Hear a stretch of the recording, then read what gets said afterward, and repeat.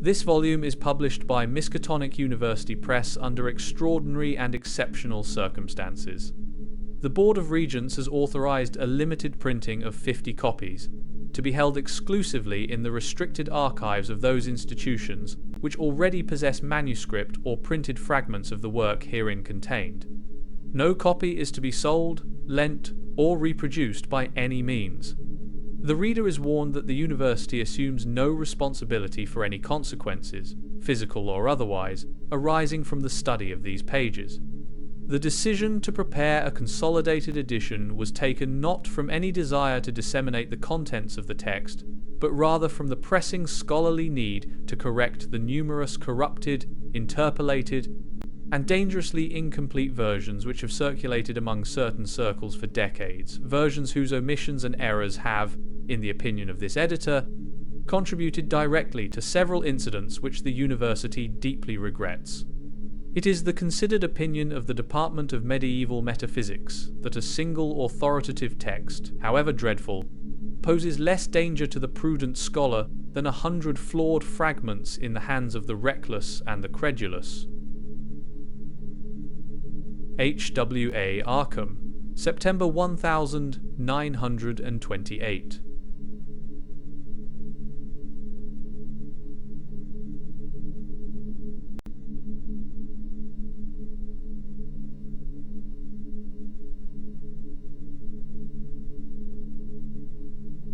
The book which the reader now holds, if indeed it can be called a book, and not rather a wound inflicted upon the veil that separates the bearable from the unthinkable, has been known by many names across the centuries. In the original Arabic it was called al-azif, a word which refers to the nocturnal sounds made by insects, but which the Arabs held to be the howling of demons in the desert. In Greek it became the Necronomicon, the Book of the Laws of the Dead, or more precisely, the Book of the Customs of the Dead, though some scholars have argued that the proper translation is the Book of Dead Names, which is to say, the catalogue of those entities whose true appellations must never be uttered aloud by any living tongue. Its author, Abdul Alhazred, a name which is almost certainly a corruption, for it conforms to no known Arabic onomastic convention, was a poet of the city of Sana'a in Yemen, who flourished in the early 8th century of the Common Era during the period of the Umayyad Caliphs. The little that is known of his biography may be summarized thus: that he spent 10 years alone in the great southern desert of Arabia, the Roba el-Khalieh, or empty space, of the ancients; that he claimed to have found beneath the sands the remains of a nameless city older than any known to historians, and to have explored its subterranean vaults; that he visited the ruins of Babylon and the catacombs of Memphis; that he spent long periods among the pillars of Irem, the city of pillars, which the Quran mentions as having been destroyed by divine wrath; and that in his final years he dwelt in Damascus, where the Necronomicon was written, before his death or disappearance in the year 738. Of that death, the only account we possess is the one given by the 12th century biographer Ibn Khaldun, who states that Alhazred was seized in broad daylight by an invisible monster and devoured before a large number of terrified witnesses. This event, which certain rationalist scholars have attempted to explain as an assassination disguised by superstition, remains the final verifiable fact of his existence. What the reader should note, however, is that Alhazred was not seized in some remote desert or lightless cavern, but in the middle of a crowded marketplace. The thing that took him did not require darkness.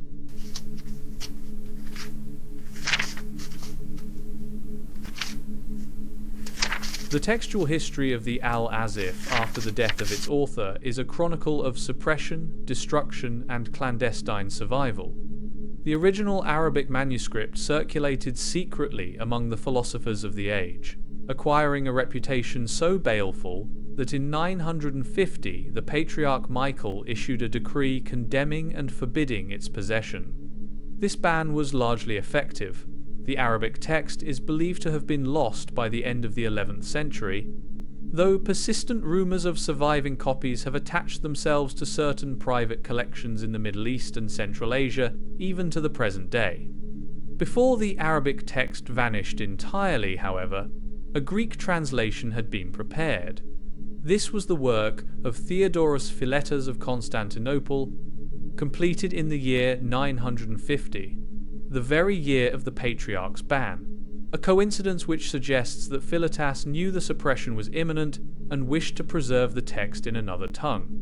The Greek version circulated among the scholars of the Byzantine Empire for some 3 centuries, attracting the horrified attention of the Church, until in 1050 it too was condemned and subjected to a burning. Once again, copies survived in secret. It was from this Greek text that the medieval scholar Olaus Wormius prepared his Latin translation in the year 1228.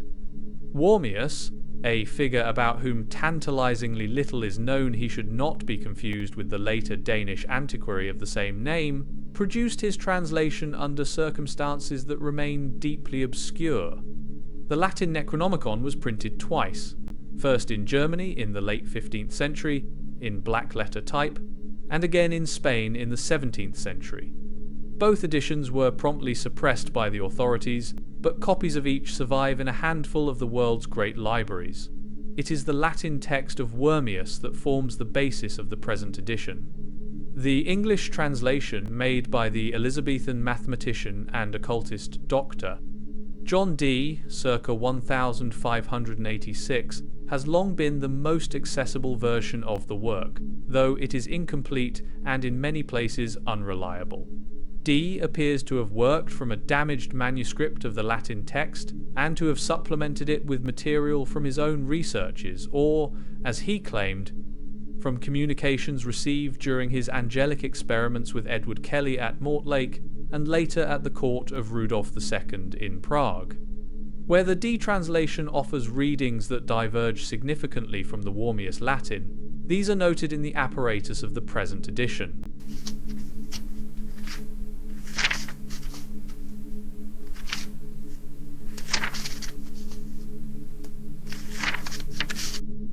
A word must be said about the structure and nature of the text itself. The Necronomicon is not, as the uninformed sometimes suppose, a grimoire or manual of practical sorcery in the conventional sense. It contains such material, certainly rituals, incantations, formulae for the summoning and binding of entities, but these are embedded within a much vaster framework, a cosmological treatise, a history of the Earth before the advent of humanity, a compendium of forbidden geography, and a philosophical meditation on the nature of time, death, and the limits of human perception. Alhazred's method is discursive, elusive, and at times deliberately obscure. He circles his subjects, approaches them from multiple angles, retreats, returns. The effect, for the careful reader, is less that of learning forbidden knowledge than of being gradually infected by it.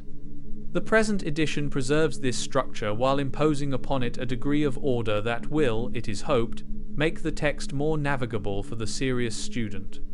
Alhazred's text has been arranged into 10 books, each treating a major division of his subject. Within each book, the chapters follow a logic which is not always that of the modern scholar, but which appears to reflect Alhazred's own understanding of the relationship between the themes he addresses. The reader will note that certain subjects recur across multiple books, treated each time from a different angle or at a deeper level of revelation. This is not redundancy, but method. Alhazred conceived of knowledge as a spiral, not a line. It remains only to express a hope, perhaps a vain one, that this edition will serve the cause of understanding rather than of destruction, and that the scholars who consult it will remember that the purpose of knowledge is to illumine the darkness, not to extinguish what little light we possess. Henry Whipple Armitage, Literature Doctor, Head Librarian, Miskatonic University, Arkham, Massachusetts, September 1928.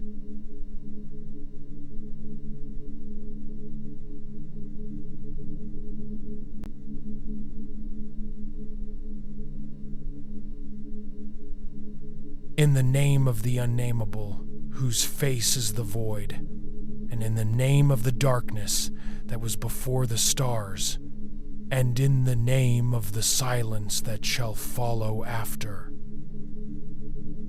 I, Abdul Alhazred, servant of no god that man has named, set down these things which I have seen and heard and learned, in the waste places of the earth, in the cities beneath the sand, in the vaults below the sea, and in the spaces between the worlds of sleep and waking, that those who come after me may know what manner of universe it is in which they dwell, and may understand at last that man is not the master of this earth, nor of any other sphere that turns in the abyss, but only a latecomer, a brief intruder upon a stage that was ancient before his kind drew breath, and shall endure long after his kind is dust. Read then, and know, but know also this, that knowledge, once taken, cannot be returned, and that the eye, once opened, cannot close itself again. Lest you say you were not warned.